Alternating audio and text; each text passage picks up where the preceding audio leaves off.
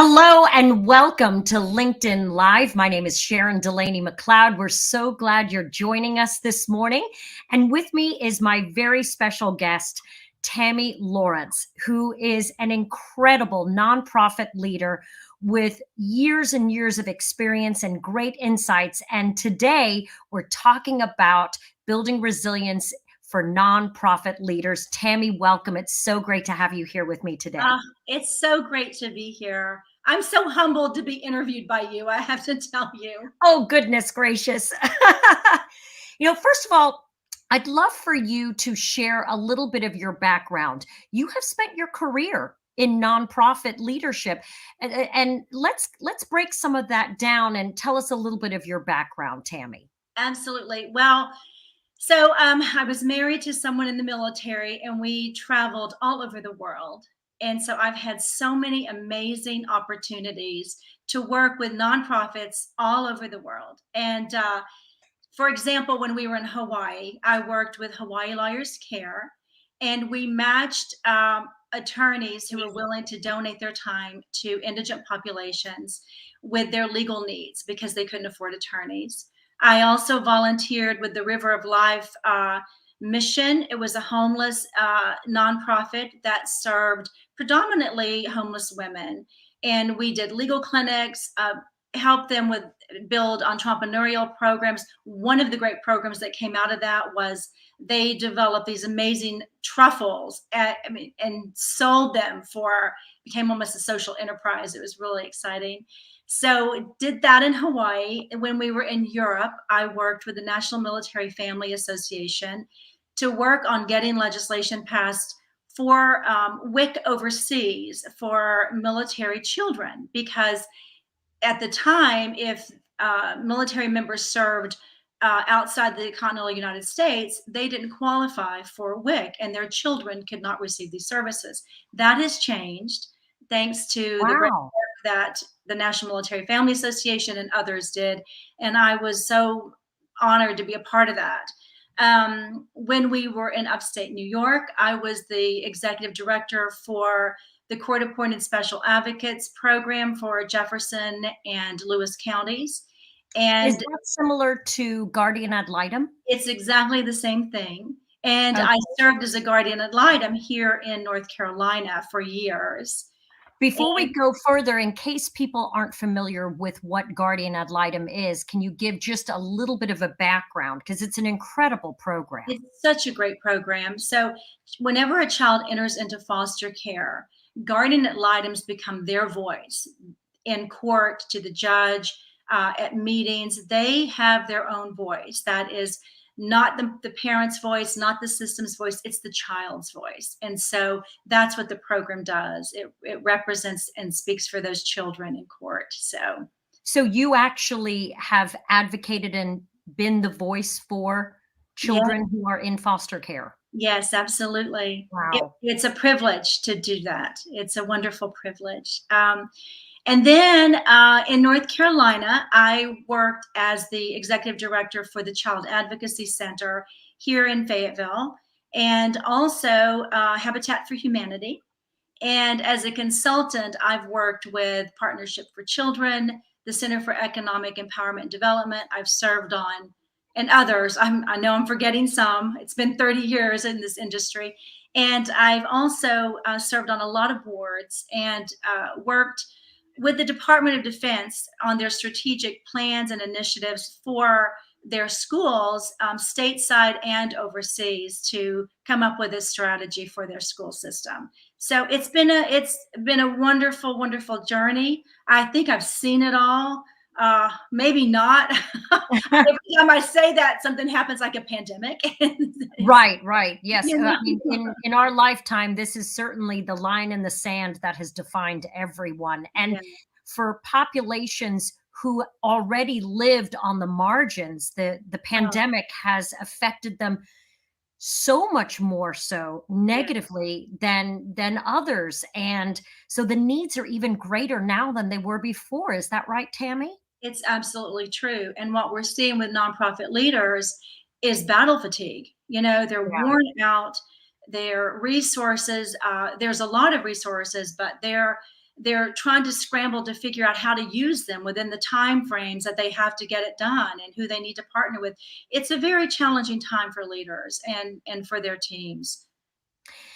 For these nonprofit leaders, in general, I mean, you were a nonprofit leader many times over, but for example, when you were at Habitat for Humanity for many years in Fayetteville, Mhm. you already had so much pressure to do a lot of things with very little resources. And Yeah. I feel like nonprofit leaders are always in a fundraising mindset, like Mhm. there's always a need for more. Mhm. And so now you introduce a pandemic, and it battle fatigue is a great way to describe it. I just Yeah.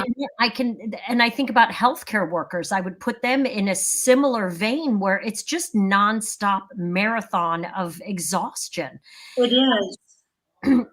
You wrote a couple of really great articles recently addressing how to build resilience specifically for nonprofit leaders. And in the first one, you shared some questions that leaders should ask their teams during meetings. So we have people joining us right now, and people will watch this in a recorded fashion afterward.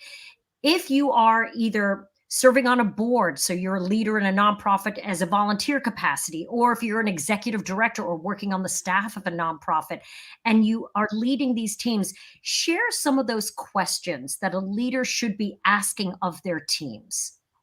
Yeah, well, let me just give a little bit of background about the purpose and those types of questions to ask. So, back in July, I read an article in Harvard Business Review that was written by David Michaels and Kevin Murphy. And they are from Bain, a great consulting firm. And it was actually their colleague that developed something called the NPS, or the Net Promoter System. And this is a way to measure customer loyalty.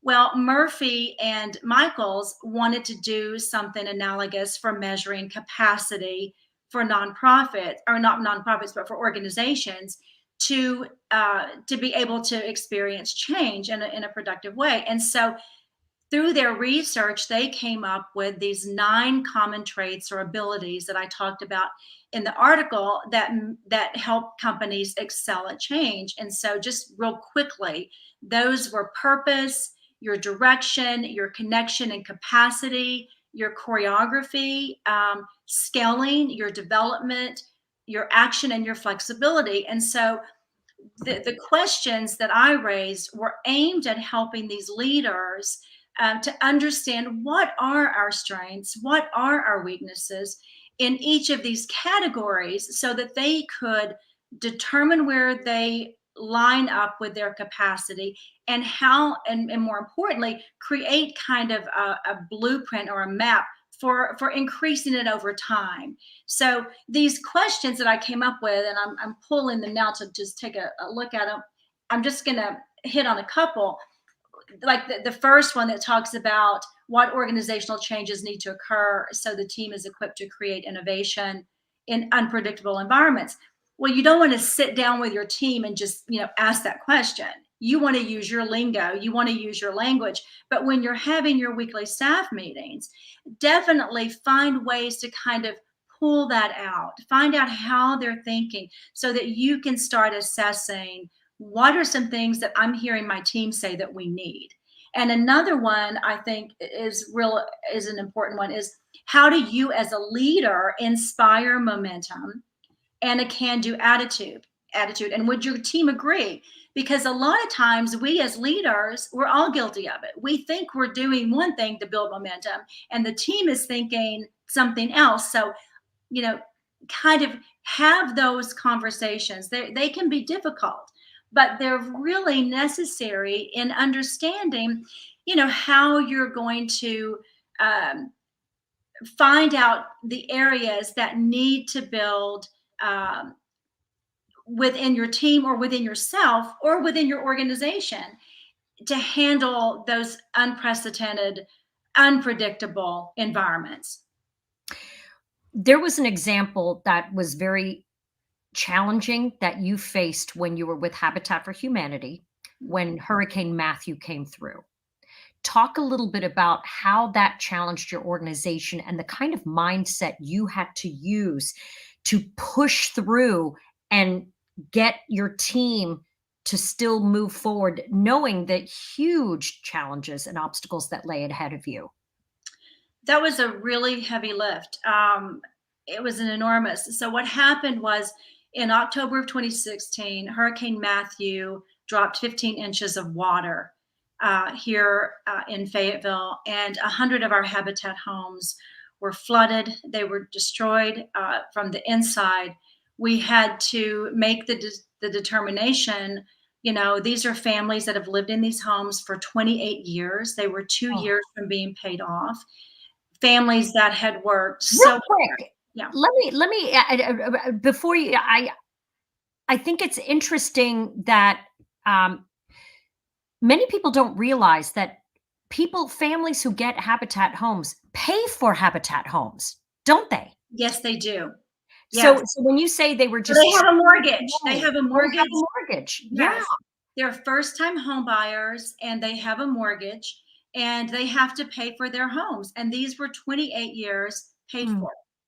So we're, wow. you know, then they're destroyed by a hurricane. And we made the determination that these were our families and we were not going to abandon them in this time of need. And we, you know, it was boots to the ground, get in there. And we learned how to do muck and gut, work. We learned how to do mold remediation, all of these things that we didn't have in our wheelhouse. Suddenly we needed to pull that in. We needed to learn how to pivot real quickly to get this done because the houses couldn't just sit there. We had to get families back in them. They had nowhere to go. Ooh, So it was, and in the meantime, we still have, you know, our other goals and objectives that we're trying to meet. We're still working on building another 47 homes. new houses. Yeah, that didn't go away. So So that now didn't go away. And so you're now we mitigating 100 ruined houses plus trying to focus on the 40 new houses that were a part of the goals, right? yes, yes. And the other big piece of that was, you know, the families are heartbroken. They're devastated and they're emotional. They're going through all of this grief and this pain and they're counting on us to be there for them. And they were phenomenal families and they are phenomenal families. And we did it. We built the homes back. Wow. We got the families back in. It was a true collective effort. It Yeah. was, but through that crisis, we learned who our partners are. We learned exactly what we could bring to the table, what we needed brought to the table, who needed to be at the table, and how quickly we needed to get up to speed. And so Wow. all of So these many things are lessons. kind of going on, you know, in our heads. But I would say for any nonprofit leader that faces something like that, is know who you are right from the get-go. Know this is our mission. This is what we do. This is what we're good at. Did we know how to do muck and gut work and mold remediation? No. But we knew how to do building. We knew how to do interior building. We knew who our partners were to do that piece. So it was a matter of bringing in the other partners and bringing in the funds to be able to do this. And it was incredibly difficult, but it was also incredibly rewarding. The family stories carried us. Oh, I'm I mean, sure. we The carried. why, the why being able to re-deliver these homes back to these families that originally received them. I wanted to Sarah Glova is Dr. Glova has joined us and she had a question about that article you mentioned in writing this first one. And yes, we will put the links in, Sarah, but she wants to know a little bit more about the Harvard Business Review article and the adapting NPS to nonprofit capacity.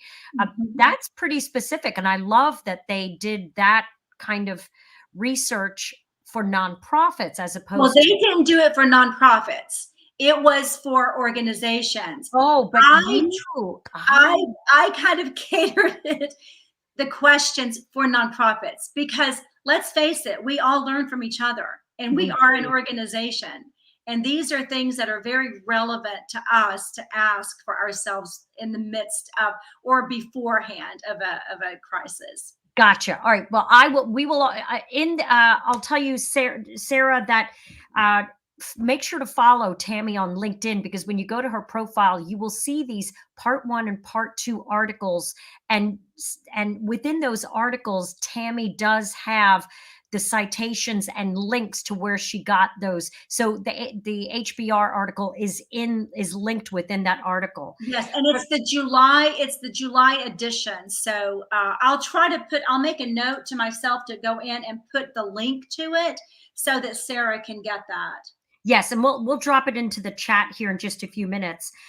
Moving on to the next question I have for you, Tammy.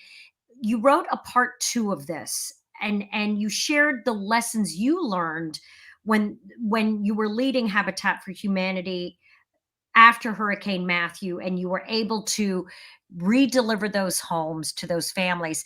You mentioned a second ago, one of the biggest things you said, know who you are, but then partnerships.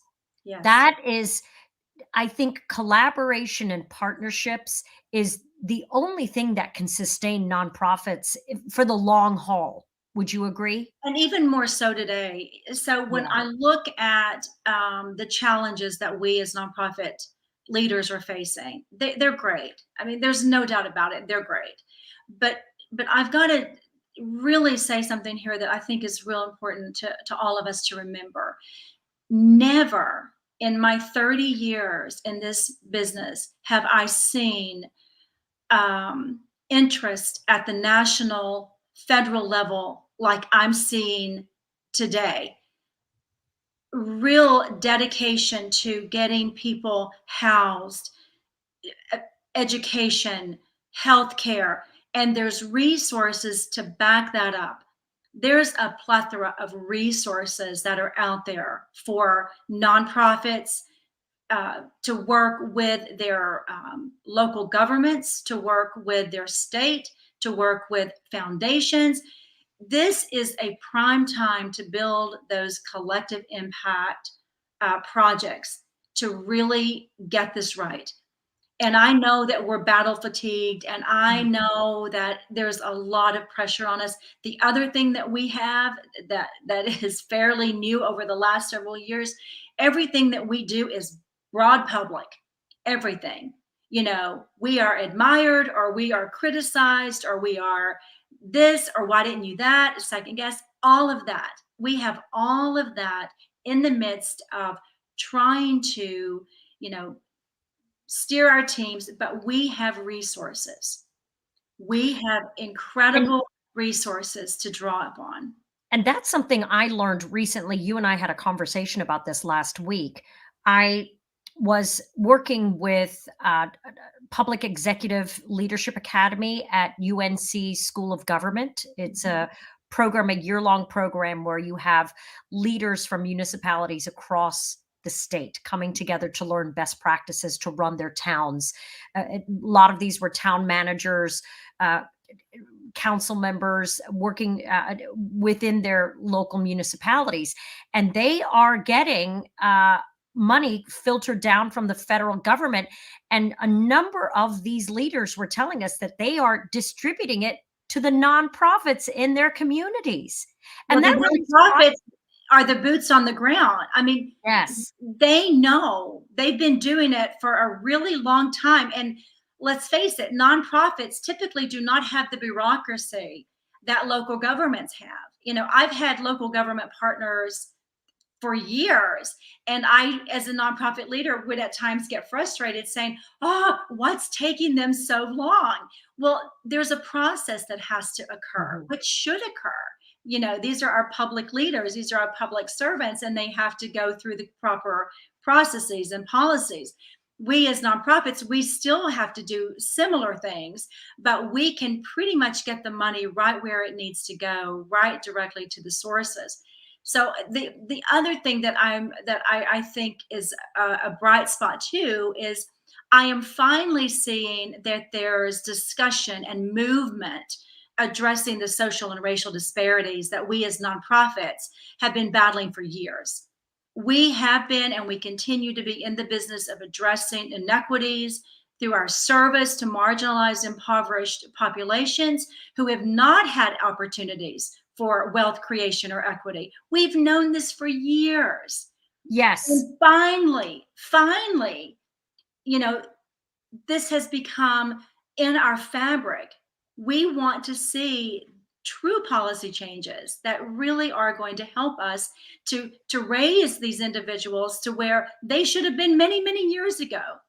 It's there's, and of course, it becomes very divisive, and a lot of politicking gets involved in these discussions. But if people would just look at the reality of Yes. what has occurred in our society here, we all don't start at the same start line. No, we We do not. never have.